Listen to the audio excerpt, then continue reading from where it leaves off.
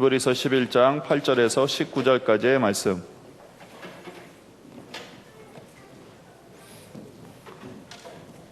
말씀을 봉독하도록 하겠습니다.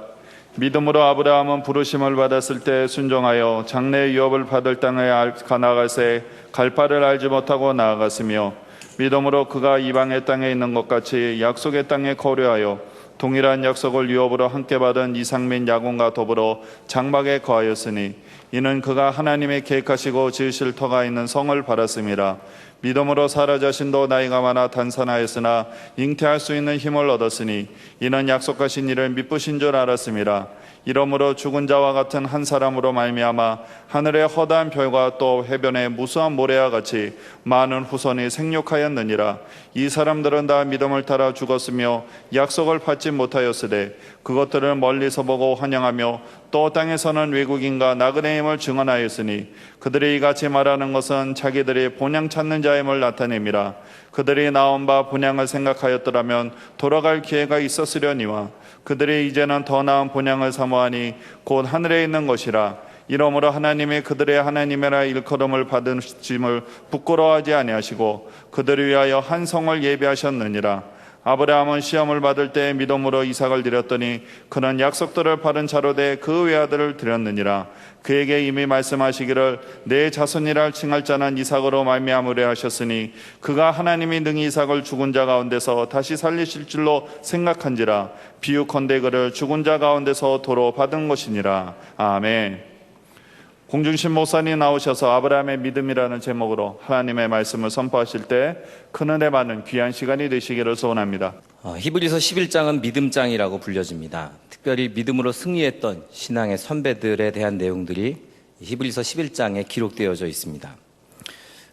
이 믿음의 신앙의 선배들의 내용들 가운데서도 가장 많은 부분이 기록되어 있는 사람, 그 사람이 바로 아브라함입니다. 아브라함을 보면 어떻게 그런 환경에서 믿음을 지킬 수 있었을까 하는 생각이 듭니다. 우리는 접근도 할 수 없는 그러한 믿음의 경지에 오른 사람이 바로 아브라함이다, 이런 생각마저 듭니다. 그런데 실상을 보면 아브라함이 그다지 훌륭한 믿음의 소유자다라고 이야기하기는 조금 힘든 부분이 좀 있습니다. 그가 믿음의 조상으로 불려지기까지 하나님께서 그를 연단하시고 그를 만들어 가셨기 때문입니다. 오늘 말씀을 통해서 아브라함의 믿음과 또 그를 만들어 가셨던 하나님에 대해서 함께 묵상하고 은혜 받기를 소원합니다. 8절 말씀을 다시 한번 읽겠습니다. 시작. 믿음으로 아브라함은 부르심을 받았을 때 순종하여 장래의 유업으로 받을 땅에 나아갈새 갈 바를 알지 못하고 나아갔으며, 아브라함은 75세에 하나님으로부터 부르심을 받았습니다. 그리고 고향과 친척과 아버지의 집을 떠났습니다. 특별히 오늘 본문 말씀에서 아브라함의 믿음에 대해서 그 첫 번째로 말씀하시는 것이 바로 순종입니다. 우리 오늘 말씀의 원어의 뜻을 보면 하나님께서 부르셨을 때 아브라함이 즉시 순종했다라는 뜻으로 이 말씀이 기록되어져 있습니다.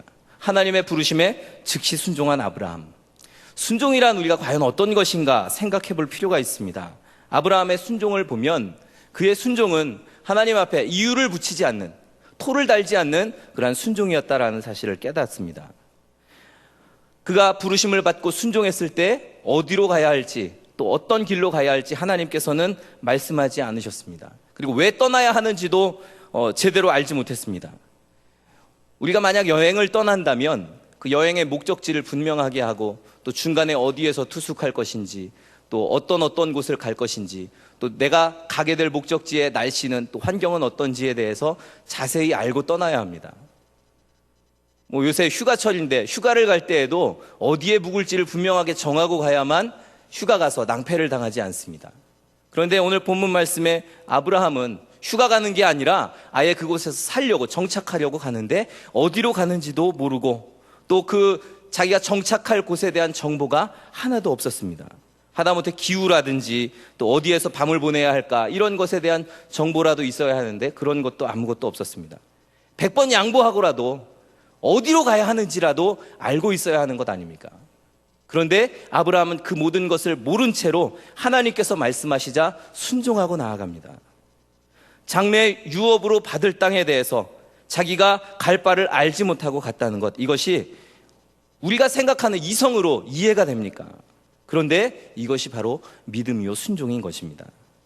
내 생각과 이성으로는 도무지 이해가 가지 않습니다. 순종하기 어려운 일을 하나님께서 요구하십니다. 그러나 그럼에도 불구하고 그럴 때라도 순종할 수 있는 것, 그것이 바로 믿음입니다. 순종은 환경에 의해서 좌우되는 것이 아닙니다. 내가 감당할 수 없는 환경일지라도 그러나 하나님의 말씀에 순종하는 것, 하나님의 말씀을 따르는 것, 그것이 바로 순종인 줄 믿습니다. 하나님께서는 하나님에 대해 아무것도 알지 못하는 아브라함을 부르셨습니다. 그리고 그에게 명령하십니다.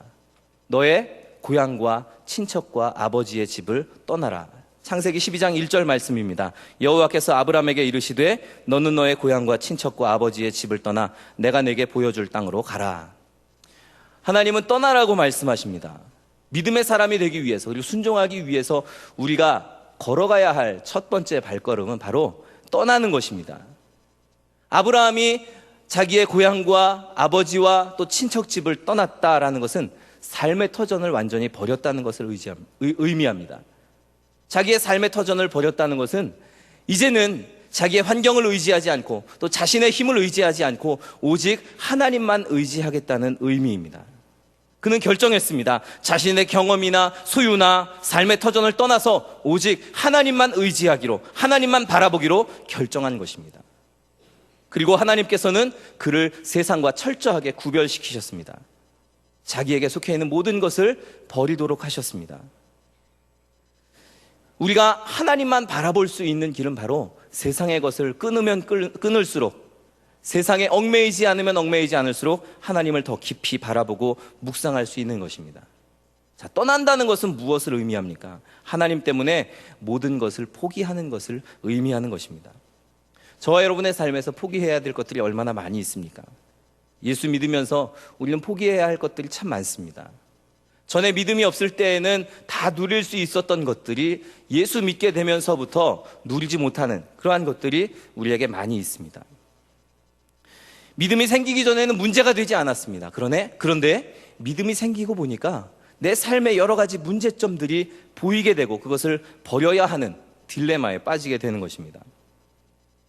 그러한 부담감 때문에 많은 사람들이 신앙의 깊은 단계에 들어가지 못합니다. 부담감 때문에 나는 이것을 버릴 수 없어라고 생각하는 것입니다. 그러나 하나님께서는 그런 우리들에게 요구하십니다. 떠나라, 버려라, 포기하라 말씀하십니다.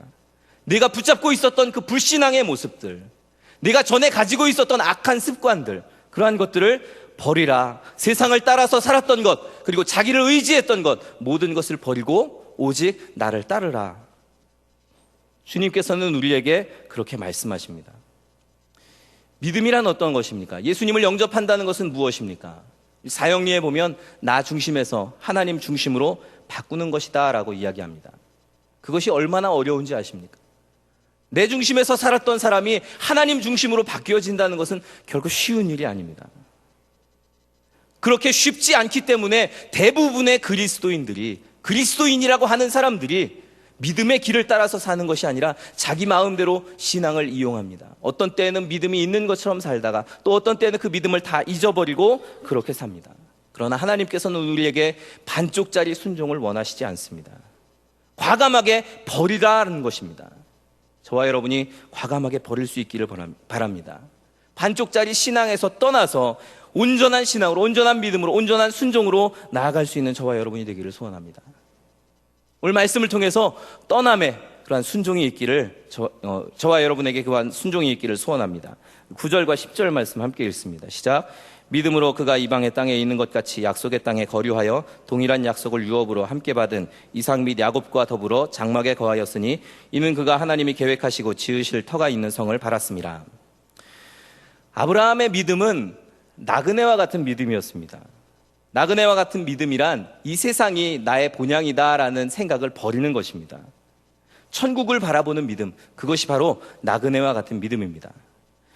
말씀을 보면 아브라함이 이방 땅에 있는 것 같이 약속의 땅에 거류하였다라고 이야기합니다. 이 거류한다라는 단어는 외국인이 한 나라에 거주하는 것, 잠깐 동안 사는 것, 그것을 의미합니다. 아브라함은 하나님께서 약속하신 그 땅에 들어갔는데, 유업으로 받을 땅에 들어갔는데 그 땅에 거류하였다라고 말씀합니다. 자신은 그 땅의 주인이 아니다라고 여겼던 것입니다. 그가 그렇게 살 수 있었던 것은 바로 천국에 대한 소망 때문입니다. 내 소유가 아니라 하나님의 소유이고, 이 땅에 사는 동안 하나님께서 나에게 맡겨 놓으신 것이고, 내가 이 땅을 떠나면 하나님께서 내게 천국을 예비해 놓으셨다는 믿음, 그 믿음이 있었기에 아브라함은 나그네의 삶을 살 수 있었습니다. 그리고 그는 세상을 떠날 때까지 집을 짓지 않고 장막에서 살았습니다. 자기의 아들 이삭과 야곱과 함께 다 같이 장막에 사는 그러한 일들을 할 수 있었던 비결은 바로 나그네다라는 마음입니다. 저와 여러분의 삶은 어떻습니까? 천국에 대한 소망을 가지고 살아가고 있습니까? 종말이 오리라는 그러한 사실을 여러분과 제가 인식하고 있습니까? 천국에 대한 소망이 있다면 비록 나그네로 이 땅을 살아간다 할지라도 우리의 마음 가운데에는 평안함이 있을 것입니다. 왜냐하면 본향에 갈 것이기 때문입니다. 나에게는 갈 곳이 있기 때문에 이 땅에서 어떠한 환난을 당하거나 어려움을 당해도 오히려 평안할 수 있습니다. 오히려 담대할 수 있습니다. 하나님께서 내게 주실 진정한 집이 나를 기다리고 있기 때문입니다. 나는 사명자, 나는 순례자라는 고백이 천국을 바라볼 때 저절로 고백되어지는 것입니다. 저와 여러분에게 이와 같은 고백이 있기를 소원합니다. 11절 말씀 함께 읽습니다. 시작.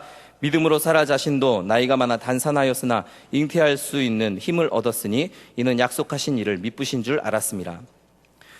사라가 하나님의 약속을 들었을 때 그 사라의 나이가 65세 때였습니다. 여러분 한번 상상해 보십시오. 우리가 인간적으로 볼 때 65세 된 할머니가 무슨 소망이 있습니까? 아이를 낳을 수 있겠습니까? 아니 100번 양보해서 그 당시에 사람들이 장수했으니까 사라가 그때까지도 아마 건강했을 것이다 그렇게 여긴다고 치면, 그러면 아브라함과 사라가 결혼한 이후 65세가 되기까지 왜 아이가 없었습니까? 그 이유는 바로 사라가 단산, 그러니까 아이를 낳을 수 없는 몸이었기 때문입니다. 여인으로서의 기능을 할 수가 없었습니다. 창세기 18장 11절 말씀해 보면 사라는 이미 여인으로서의 생리가 다 끊어졌다라고 말씀합니다. 그런데 참 신기한 것은 사라가 아이를 낳은 나이가 65세가 아닙니다. 90세가 되어서야 아이를 낳을 수 있었습니다. 어떻게 이런 일이 일어날 수 있었을까? 믿음이란, 오늘 말씀을 통해서 우리가 깨달아 보면 믿음이란 바로 불가능을 뛰어넘는 것입니다. 사라에게는 결코 일어날 수 없는 일이었습니다. 하갈에게는 금방 일어나는 일이 사라에게는 하나님의 약속을 받은 이후 25년 동안이나 아무런 일도 나타나지 않습니다. 그러나 그 모든 불가능을 뛰어넘는 것이 바로 믿음인 줄 믿습니다.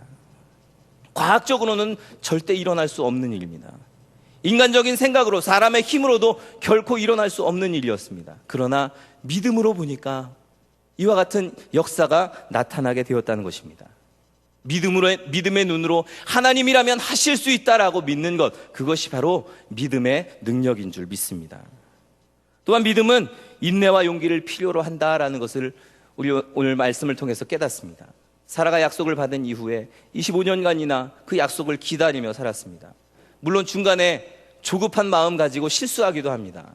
그러나 그럼에도 불구하고 소망이 보이지 않고 아무리 희망이 없다고 해도 믿음을 가지고 기다릴 때, 인내할 때 하나님의 역사하심, 하나님의 기적이 그를 통하여서 나타나게 된 것입니다. 저와 여러분의 삶에서 내가 끊임없이 기도하고 있는 것, 하나님 앞에 가지고 있는 소원이 있다면, 그것이 하나님이 주신 약속이라면 지금 당장 그 일이 이루어지지 않더라도 믿음을 가지고 끝까지 인내하시기 바랍니다. 하나님께서는 반드시 그 일을 이루실 것입니다. 우리를 통해서 그 일을 이루실 것입니다. 12절 말씀 함께 읽겠습니다. 시작. 이러므로 죽은 자와 같은 한 사람으로 말미암아 하늘의 허다한 별과 또 해변의 무수한 모래와 같이 많은 후손이 생육하였느니라. 아브라함 한 사람 때문에 얼마나 큰 축복이 나타났는가, 오늘 말씀을 통해서 깨달을 수 있습니다. 한 사람의 믿음 때문에 한 민족이 복을 받게 되었습니다. 그뿐 아니라 세계 모든 민족이 아브라함 때문에 복을 받도록 하나님께서 축복하십니다. 참으로 놀라운 사건입니다. 아브라함 한 사람이 믿음의 씨앗을 뿌렸는데 그 씨앗으로 말미암아 모든 민족이 복을 받도록 하셨습니다. 우리가 믿음을 지키고 믿음으로 사는 것, 이것이 세상 사람들의 눈으로 볼 때에는 어리석어 보일지 모르고 또 그것이 허송세월하는 것처럼 보일지 모르지만 그러나 믿음을 지키면 하나님께서 우리에게 놀라운 축복으로 채워주실 줄 믿습니다. 내가 그 믿음을 지키기만 하면, 내가 그 믿음으로 살기만 하면 그 믿음의 씨앗 때문에 놀라운 일들이 우리의 인생 가운데, 아니 우리의 후손들에게까지 나타나게 될 것입니다. 하나님께서는 우리 한 사람 한 사람을 통해서 세계 모든 민족을 축복하시려고 계획하고 계십니다. 우리의 후손들을 통해서 이 놀라운 일들을 이루실 것입니다. 우리 지도 목사님의 간증을 들으면서 저도 제 마음속에 야, 저 지도 목사님이 보시는 그 비전이 나에게도 보였으면 좋겠다 하는 마음을 갖습니다. 후손들을 향한 그러한 비전, 정말 뜨거워서 식지 않는 그러한 비전을 가지고 그 지도 목사님이 보신 환상과 그 비전이 내게도 보여지고 내 안에도 충만하여지면 어떨까 하는 생각을 합니다. 우리 모두에게 그와 같은 환상과 비전이 충만하기를 소원합니다. 저와 여러분이 주님의 손에 사로잡히고 믿음으로 살기만 하면 놀라운 역사가 우리들을 통해서 나타날 것입니다. 아브라함 한 사람은 작은 점을 찍을 만한 그러한 작은 존재였지만 그를 통해서 하나님께서 이루신 일은 정말 위대한 일이었습니다. 13절 말씀 함께 읽습니다. 시작. 이 사람들은 다 믿음을 따라 죽었으며 약속을 받지 못하였으되 그것들을 멀리서 보고 환영하며 또 땅에서는 외국인과 나그네임을 증언하였으니. 믿음의 조상들은 믿음을 따라서 죽었습니다. 믿음을 따라서 죽었다라는 말은 평생을 믿음을 가지고 살았다라는 것을 의미합니다. 우리의 인생 가운데 믿음을 가지고 평생을 살아간다면, 또 죽는 순간까지 그 믿음을 잘 지킨다면 이와 같이 아브라함과 같은 역사가 우리에게 일어나게 되는 줄 믿습니다. 그런데 우리가 믿음으로 사노라 하면서, 믿음 가지고 산다 하면서, 그리스도인이라 하면서 믿음을 잃어버릴 때가 얼마나 많이 있습니까? 잘 될 때는 하나님 앞에 감사합니다 하다가 혹시나 일이 꼬이고 잘못되면 하나님 도대체 계시기는 한 겁니까? 내가 이렇게 어려움 당한 것 주님 알고는 계신 겁니까? 그렇게 따질 때가 얼마나 많이 있습니까? 그런데 믿음의 사람들은 그렇지 않았다는 겁니다. 끝까지 자기의 인생 가운데 어떤 사건을 만나도, 어떤 환난을 만나도, 어떤 어려움이 그 앞을 가로막아도 그러나 믿음의 길을 꿋꿋이 걸어갔다는 것입니다. 순교자들처럼 그렇게 끝까지 믿음을 지켰다는 것입니다. 우리 초대교회 교부들 중에 폴리캅이라는 분이 있습니다. 이분은 주 150년 서머너의 감독으로 있다가 순교하신 분이십니다. 폴리캅은 88세가 되던 해에 이 기독교를 박해하는 그러한 그 세력에 의해서 총독 앞에 서게 됩니다. 그리고 88년 동안 88세가 된 그 노인이, 사람들에게 많이 존경받고 있는 그 노인이 생명을 부지할 수 있게 하기 위해서 총독은 자비를 베풀어 줍니다. 만약에 그리스도를 부인하기만 하면 살려주겠다라고 이야기합니다. 그러나 폴리캅은 그 자리에서 이와 같이 고백합니다. 내가 88년을 88회를 살아가는 동안 우리 주님께서는 한 번도 나를 배신하신 적이 없는데 내가 나의 왕 구세주 하나님을 어떻게 배신할 수 있겠는가? 그러면서 그는 그 자리에서 화형을 당해서 죽게 되었습니다. 하나님께서는 우리의 인생 가운데 날마다 함께 하십니다. 믿음을 지키도록 우리에게 권면하십니다. 그러나 우리의 삶에서 그 믿음을 지키지 못한다면, 끝까지 믿음을 지킨 신앙의 선배들처럼 살아가지 않는다면 하나님의 마음은 굉장히 아프실 것입니다. 우리가 믿음으로 이 땅을 끝까지 살아갈 수 있기를 소원합니다. 진정한 믿음은 무엇입니까? 죽는 순간까지 흔들리지 않고 믿음을 지키는 것입니다. 진정한 믿음은 약속을 믿음으로 보고 확신하는 것입니다. 우리 히브리서 오늘 읽지는 않았지만 11장 1절과 2절 말씀 함께 읽습니다. 시작. 믿음은 바라는 것들의 실상이요 보이지 않는 것들의 증거니 선진들이 이로써 증거를 얻었느니라. 믿음이란 우리의 손에 잡히지 않고 눈에 보이지는 않는다고 할지라도 그것이 사실임을 확신하고 흔들리지 않는 것입니다. 믿음의 선배들은 그러한 믿음을 가지고 승리했습니다. 비록 지금은 우리의 손에 잡혀있지 않더라도, 지금은 이루어지지 않았더라도 하나님께서 이루신 줄 믿고 기도하시기 바랍니다. 확신을 가지고 기도하십시오. 믿음으로 기도하였다면 이미 이루어진 줄로 믿으십시오. 그것이 바로 믿음의 발걸음입니다. 우리가 매일매일을 이와 같은 믿음의 발걸음을 걸을 수 있기를 소원합니다. 14절에서 16절까지의 말씀 함께 읽습니다. 시작. 그들이 이같이 말하는 것은 자기들이 본향 찾는 자임을 나타냄이라. 그들이 낳은 바 본향을 생각하였다면 돌아갈 기회가 있었으려니와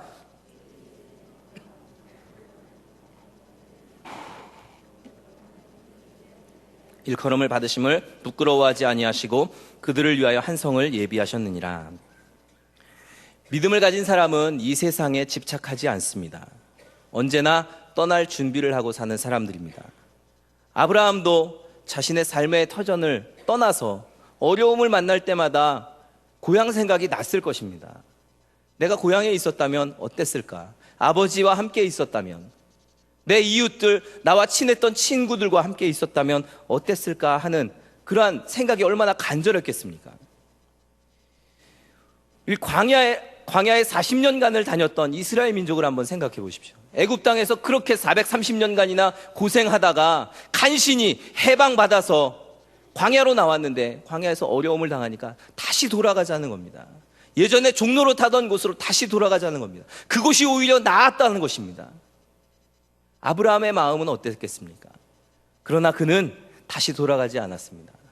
믿음으로 하나님께서 주신 그 나라를 바라보면서 흔들리지 않았습니다. 천국에 대한 소망을 가지고 승리하는 삶을 살았습니다. 저와 여러분의 본향은 이 땅이 아닙니다. 우리의 본향은 이 땅에 속해 있지 않습니다. 이 땅에서 천국의 삶을 사는 것, 그것은 무엇입니까? 아브라함과 또 믿음의 선배들을 보면 우리가 이 땅에서 천국의 삶을 사는 것이 무엇이다라는 사실을 깨달을 수 있습니다. 이들은 이 땅에서 살아갈 때 천국에 대한 소망을 가지고 오히려 이 땅에서의 삶에 더 최선을 다했던 사람들입니다. 내가 갈 천국이 있기 때문에 더 이 땅에서 인정받고 또 하나님의 영광을 위해서 최선을 다해서 살아가는 것입니다. 우리가 이 아브라함과 또 신앙의 선배들의 삶을 보면서 요 근래 10년, 20년 전에 시한부 종말론을 가지고 살아갔던 사람들, 그런 사람들의 삶이 잘못되었다는 사실을 우리는 깨닫게 됩니다. 다 끊어버리고 세상과 단절하고 그렇게 살아가는 것이 아니라 우리가 종말론적인 신앙을 갖는다라는 것은 이 땅에서의 삶에서 최선을 다해서 하나님을 잘 섬기고 믿음으로 사는 것입니다. 종말이 온다고 해서 마음이 흔들리는 것이 아니라 그럼에도 불구하고 하나님을 잘 섬기는 것, 그럼에도 불구하고 이웃을 잘 섬기는 것, 그것이 바로 하나님께서 우리에게 원하시는 일인 줄 믿습니다. 그것이 바로 천국을 바라보는 삶의 자세입니다. 소유에 대한 욕심을 가지는 것이 아니라 오히려 그리스도를 바라보면서 예수님을 닮아가는 것, 그것이 바로 천국을 소유한 삶입니다. 예수님을 닮아간다는 것은 예수님처럼 사는 것입니다. 우리가 여러 차례 반복해서 외우고 배웠었죠. 예수님처럼.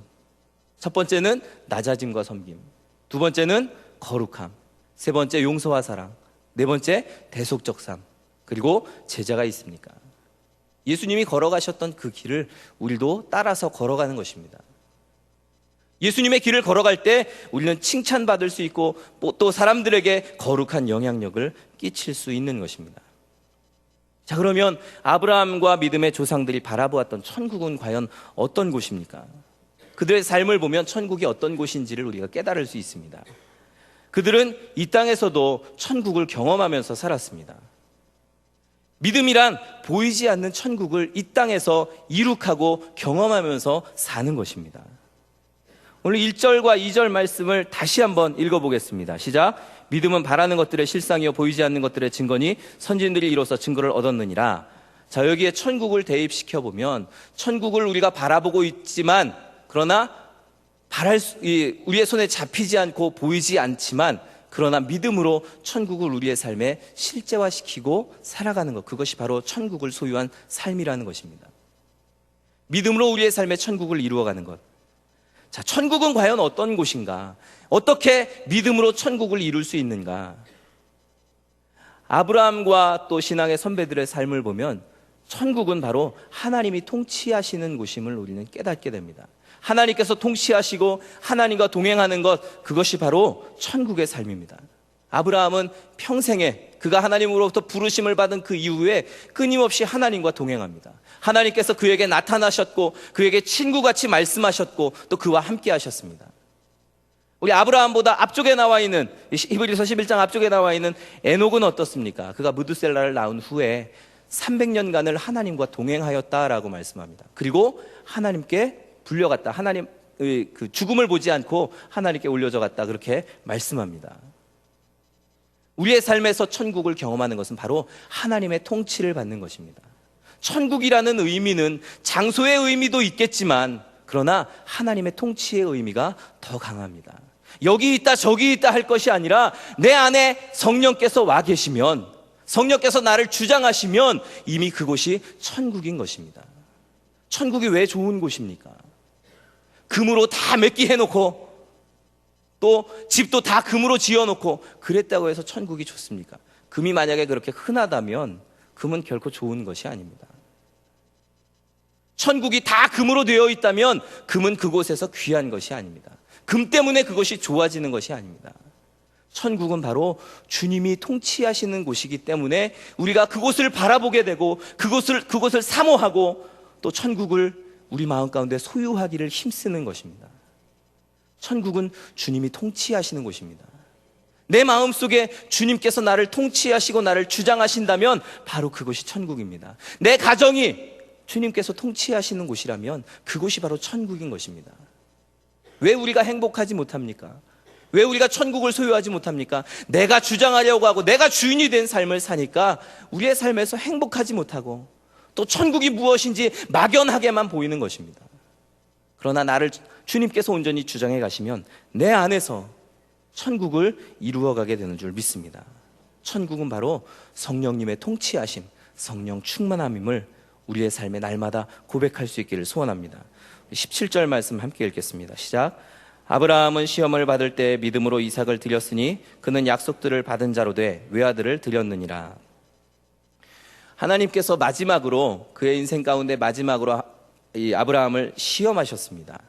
그런데 그 시험은 이전에 아브라함이 받았던 시험과는 차원이 다른 시험이었습니다. 100세에 얻은 아들, 그 귀한 아들을 모리아 땅으로 가서 번제로 칼로 찌르고 칼로 잘라서 번제로 드려라 라는 것입니다. 그런데 아브라함은 그 시험에 합격하였습니다. 그리고 믿음으로 인정받는 사람이 되었습니다. 아브라함이 받은 시험, 이 시험을 우리가 좀 더 깊이 묵상해 보도록 하겠습니다. 어느 날 하나님께서 아브라함에게 나타나셔서 무엇인가를 요구하십니다. 아들을 바치라는 것입니다. 하나님께서 25년 동안이나 기다리게 하셨던 아들인데, 자기의 인생 가운데서도 굉장히 중요한 아들인데 그 아들을 모리아 땅에 가서 번제로 드리라는 것입니다. 여러분, 번제로 드리는 것이 어떻게 드리는지 아십니까? 번제로 드리기 위해서는 각을 떠야 합니다. 뼈를 다 발라내고 내장을 다 꺼내고 자기 아들을 그렇게 해야 된다는 것입니다. 상상이나 해보셨습니까? 정말 끔찍한 일입니다. 생각만 해도 끔찍할 것입니다. 그런데 그것을 즉시 하라는 것이 아니라 사흘길을 모리아 땅에 가서 그곳에서 행하라는 것입니다. 아브라함이 즉시 짐을 꾸려서 길을 떠납니다. 아들과 사환 한 명을 데리고 길을 떠납니다. 그 사흘길을 가는 동안 아브라함의 마음이 어땠을까 상상해 보셨습니까? 아마 도살장으로 끌려가는 것 같았을 것입니다. 어떻게 내가 이 아들을 죽일까? 사흘 동안 얼마나 많은 고민이 있었겠습니까? 아버지가 되어보니까, 전에 아들이었을 때는 이 말씀이 별로 이해가 잘 되지 않았는데 아버지가 되어보니까 아브라함의 마음이 조금은 이해가 됩니다. 여러분, 우리가 자녀를 키우면서 얼마나 가슴 철렁하는 순간들을 많이 당합니까? 그럴 때마다 가슴을 쓸어내리고, 제가 어렸을 때 한 번은 100원짜리 동전을 가지고 놀다가 삼킨 적이 있습니다. 그 동전이 목에 걸려서 한참 동안을 괴로워하고 있는데 어머니가 놀라서 달려오셨습니다. 어떻게 할까 막 그 어머니가 그렇게 안절부절했던 기억이 납니다. 그리고 제 등을 세게 한번 후려쳐서 그 동전이 튀어나왔습니다. 간신히 제가 살았습니다. 제가 이 자리에 서게 된 것도 그 동전이 다시 나왔기 때문에 이 자리에 서게 되었습니다. 근데 그렇게 되는 순간들이 우리가 자녀를 키울 때 얼마나 많이 있습니까?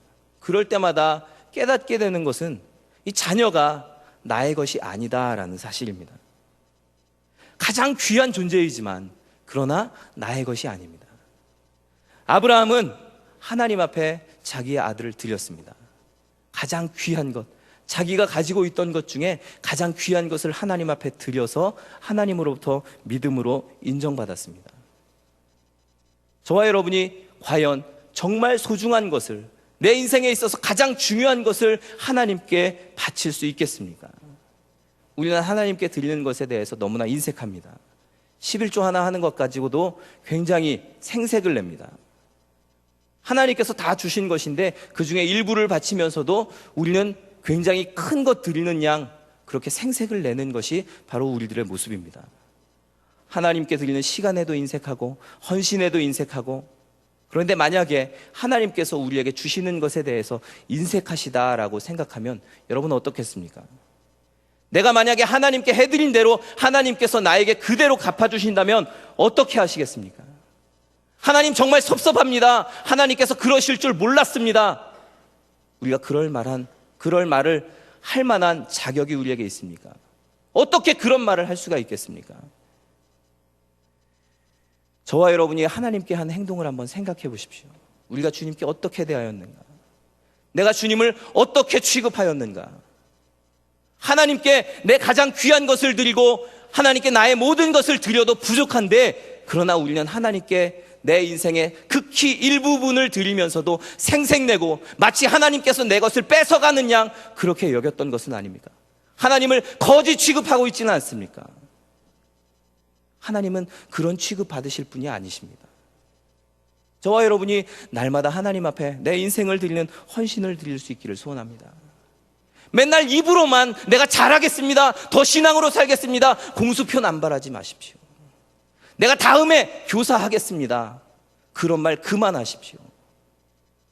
하나님께서는 지금 내가 헌신하는 걸 원하십니다. 가장 소중한 것 드리는 걸 원하십니다. 언제까지 공수표만 남발하고 계실 것입니까? 언제까지 하나님 앞에 드리는 것 아까워하고 있겠습니까? 어느 순간 우리가 후회할 때가 오게 될 것입니다. 그 전에 먼저 하나님 앞에 헌신하고 내 인생의 가장 귀한 것, 가장 중요한 것을 하나님 앞에 드릴 수 있기를 소원합니다. 우리 18절, 19절 말씀 함께 읽습니다. 그에게 이미 말씀하시기를 내 자손이라 칭할 자는 이삭으로 말미암음이라 하셨으니 그가 하나님이 능히 이삭을 죽은 자 가운데서 다시 살리실 줄로 생각한지라 비유컨대 그를 죽은 자 가운데서 도로 받은 것이니라. 우리 로마서 4장 17절을 한 군데 더 보겠습니다. 자막을 보고 함께 읽도록 하겠습니다. 시작. 기록된 바 내가 너를 많은 민족의 조상으로 세웠다 하심과 같으니 그가 믿은 바 하나님은 죽은 자를 살리시며 없는 것을 있는 것으로 부르시는 이시니라. 아브라함은 이삭을 바칠 때 하나님께서 이삭을 다시 살리시리라, 하나님께서 내게 주신 약속을 반드시 이루시리라 하는 확신이 있었습니다. 이삭을 통해서 큰 민족을 이루고 또 이삭을 통해서 모든 민족이 복을 받게 하시리라는 그 약속을 확신하고 믿었습니다. 그 믿음은 비록 내가 지금 이삭을 죽여서 하나님 앞에 바치지만 그러나 하나님께서 다시 이삭을 살리실 것이다 라는 그러한 확신으로 나타났던 것입니다. 그분은 죽은 자를 살리시는 하나님이십니다. 결국 이 부활의 믿음이 아브라함을 믿음의 조상으로 불려지도록 한 것입니다. 그런데 우리가 좀 전에 읽었던 로마서 4장 17절의 말씀을 통해서 우리 다른 각도에서 이 말씀을 묵상해 보니까 새로운 사실을 하나 물론 새롭지는 않겠지만 다른 각도에서 이 말씀을 한번 묵상해 보도록 하겠습니다. 로마서 4장 17절 다시 한번 보여주시죠. 네, 함께 읽겠습니다. 시작. 기록된 바 내가 너를 많은 민족의 조상으로 세웠다 하심과 같으니 그가 믿은 바 하나님은 죽은 자를 살리시며 없는 것을 있는 것으로 부르시는 이시니라. 자, 그가 믿은 바 하나님은 죽은 자를 살리시고 없는 것을 있는 것으로 부르시는 분이다. 자, 그런데 아브라함이 만약에 하나님을 죽은 자를 살리시고 없는 것을 있는 것으로 부르시는 이로 안 믿었다면 하나님은 죽은 자를 살릴 수 없고 없는 것을 있는 것으로 부르실 수 없는 분이십니까? 아브라함의 믿음과는 무관하게 하나님은 죽은 자를 살리시는 분이시고 없는 것을 있는 것으로 부르시는 분이십니다. 아브라함의 믿음과 관계없이 그분은 위대하신 하나님이시고 스스로 존재하시는 분이십니다. 그러면 이 말씀을 통해서 이 아브라함의 믿음이 부각되어지는 이유는 무엇일까? 우리는 아브라함의 인생과 믿음을 다시 한번 생각해 볼 필요가 있습니다. 처음 아브라함이 하나님으로부터 부르심을 받았을 때 그에게 과연 제대로 된 믿음이 있었는가를 우리가 생각해 볼 필요가 있습니다. 아브라함은 하나님의 부르심을 받고 길을 떠났습니다. 그리고 가나안 땅에 도착하였습니다. 그런데 그 땅에 기근이 듭니다. 그러자 아브라함은 그 땅을 버리고 애굽으로 피신합니다. 애굽으로 피신했다가 자기의 아내를 빼앗길 뻔합니다. 그리고 자기 아내를 아내라고 하지 않고 누이라고 부릅니다. 그 아내를 누이라고 부르는 사건이 2번이나 똑같은 실수를 반복합니다. 그리고 나중에 하나님의 약속을 받았음에도 불구하고 조급한 마음에 하갈과 함께 이 아들을 낳게 됩니다. 아브라함은 이와 같이 인생에 실수가 많은 사람입니다. 그럼에도 불구하고 하나님께서는 그 아브라함을 부르셔서 이러한 신앙의 여정 또 연단을 통해서 믿음의 사람으로 만들어가고 있는 것입니다. 아브라함은 하나님의 약속을 확신하지 못했을 때가 많이 있었습니다. 믿음이 흔들릴 때가 많이 있었습니다. 그러나 그럼에도 불구하고 하나님께서는 아브라함에 대해서 인내하십니다. 그가 믿음이 흔들림에도 불구하고 그를 붙잡아 주십니다. 다시 일으켜 주시고 다시 하나님의 사람으로 살게 하고 믿음의 조상이 되도록 하나님께서 이끌어 가셨던 것입니다. 그러니까 오늘 말씀을 통해서 우리에게 주시는 메시지는 아브라함의 믿음이 훌륭하다라는 것이 아니라 그 훌륭한 아브라함을 만들어 가셨던 하나님을 우리에게 말씀하고 있는 것입니다. 하나님께서는 우리들도 믿음으로 만들어 가실 것입니다. 저와 여러분의 인생을 바라보십시오. 얼마나 부족한 것이 많습니까? 얼마나 연약한 부분들이 많습니까? 우리가 믿음으로 사노라 하지만 쓰러질 때도 많고 또 하나님으로부터 멀리 있을 때도 너무나 많습니다. 어떤 때는 하나님이 없다고 생각하고 살아갈 때도 심지어 있을 줄로 압니다. 그러나 그러한 우리들을 하나님께서 부르셨습니다. 저와 여러분은 다 하나님께서 부르셨기 때문에 이 자리에 있는 줄 믿습니다. 아브라함을 부르신 하나님께서는 그를 이끌어 가셔서 믿음의 조상이 되게 하셨습니다. 믿음으로 인정받는 자가 되게 하셨습니다. 아들을 바치기까지 그렇게 하나님을 사랑하는 그러한 사람으로 만들어 가셨습니다. 부족한 우리들도 하나님께서 부르셔서 만들어 가시는 줄 믿습니다. 저와 여러분의 인생 가운데 연단을 만나게 됩니다. 아브라함도 똑같은 연단을 만났습니다. 어려움을 만났습니다. 환난을 만났습니다. 어떤 때는 실수합니다. 어떤 때는 넘어집니다. 우리도 연단을 만날 때 어떤 때는 넘어지게 됩니다. 이삭을 바쳐야 하는 사건도 만날 수 있을 것입니다. 정말 내 뼈를 깎는 그러한 고통도 우리의 인생 가운데 만나게 될 것입니다. 그러나 그러한 연단을 통해서 나를 믿음의 길로 이끌어 가시는 하나님을 바라볼 수 있기를 소원합니다. 주님께서는 지금도 우리들을 만지고 계십니다. 우리를 주장하고 계십니다. 바로 그 주님의 이끄심에 나를 온전히 맡겨드리는 것, 그것이 믿음의 삶입니다. 내가 특별히 믿음이 있어서 하나님을 따라가고 또 그것 때문에 믿음으로 인정받고 이것이 아니라 나에게는 비록 믿음이 부족하지만 그럼에도 불구하고 하나님을 바라보고 따라가는 것입니다.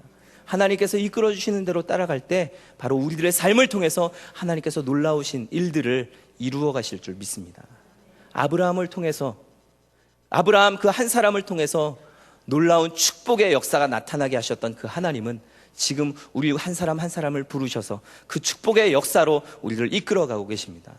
환난 당할 때, 어려움 당할 때 낙심하지 마십시오. 그것으로 인해서 믿음이 흔들리지 않도록 계속해서 깨어있는 저와 여러분이 되기를 소원합니다. 하나님께서는 위대한 일들을 우리를 통해서 이루실 줄 믿습니다. 우리가 또한 이 말씀을 통해서 깨닫는 것이 있습니다. 환난의 끝에, 하나님의 연단의 끝에 과연 무엇이 기다리고 있는가 하는 것입니다. 아브라함이 이삭을 죽이려고 칼을 드는 그 순간에 하나님께서 아브라함을 부르셨습니다. 그리고 아브라함의 그 믿음을 인정해 주시고 이삭을 죽이지 못하도록 하셨습니다. 그리고 나서 하나님께서 예비해 놓으신 것이 바로 양이었습니다. 이삭 대신 죽어야 할 양을 예비해 놓으셨습니다. 하나님께서는 이 양을 통해서 우리에게 예수 그리스도를 예표하고 계십니다. 우리의 인생 가운데 환난을 당하고 어려움을 당할 때, 우리가 정말 그 가운데서 낙심할 수밖에 없을 때 하나님은 예수님을 우리에게 보내어 주십니다. 내가 당할 고난이지만, 내가 당할 환난이지만, 내가 당하여야 할 죽음이지만 예수님께서 대신 당하신다는 것입니다. 그분을 통해서 우리는 자유를 얻고 그분을 통해서 치유를 얻고 생명을 얻게 된다는 것입니다. 우리의 삶에 생명을 주시는 그 주님을 모셔드리고 날마다 믿음으로 승리하는 저와 여러분이 되시기를 주님의 이름으로 소원합니다. 우리 이 시간에 함께 찬송하고 통성으로 기도하도록 하겠습니다. 오직 믿음으로 함께 찬양하고 기도하실 때 오늘 말씀을 기억하시면서 우리가 믿음의 길을 끝까지 걸어가게 하옵소서. 그리고 아브라함이 하나님 앞에 연단받았던 것처럼 우리들을 만들어 가시고 또 온전히 주님 앞에 쓰임받게 하옵소서. 예수 그리스도를 날마다 의지하게 하옵소서. 그와 같은 기도의 제목으로 기도하시겠습니다.